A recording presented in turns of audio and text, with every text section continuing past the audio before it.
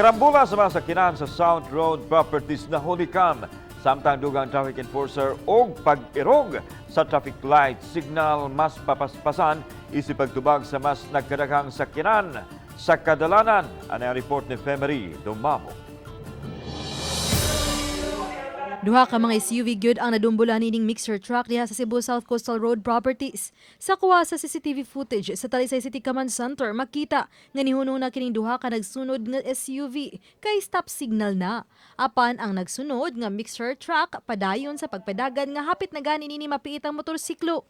Swerte na lang nga nakabalhin pa ang motor sa kilid nga bahin, una ni dumbol ang mixer. Samtang nagkabag-iray usab kining duha ka motorsiklo nga parehong paliko sa ilang gisubay nga daan. Posible nga ang usa kanila wa ni signal nga muliko.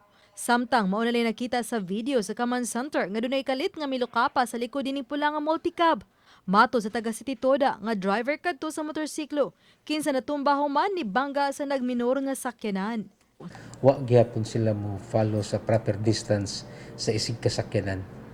So kini resulta sad ni siya sa tungod sa taas nga volume pod sa atong mga sakyanan. Samtang nabantayan nga dulaan sa 35,000 ka mga sakyanan matag 3 ka oras ang mag-agian sa kadalanan sa dakbayan sa Talisay. Napanlantawan nga mas mudaghan pa kini sa nagsingabot nga Kapaskuhan. Aron matubag ang problema sa trapiko, dugang traffic enforcers sa major roads ang i-deploy ug ipatuman ang pagpalabang dayon sa nagsunod pa nga mga sakyanan bisan kon stoplight pa kini aron paghabwa kanila. Mo left turn, no? And then ug makita gani sa atong mga personnel nga wa nay muliko pero doon na pay remaining seconds, so amo na siyang gamiton pag abantis mga sakyanan straight going aron mahabwa. Uba ni Jun Sulon, ako si Femery Dumabok.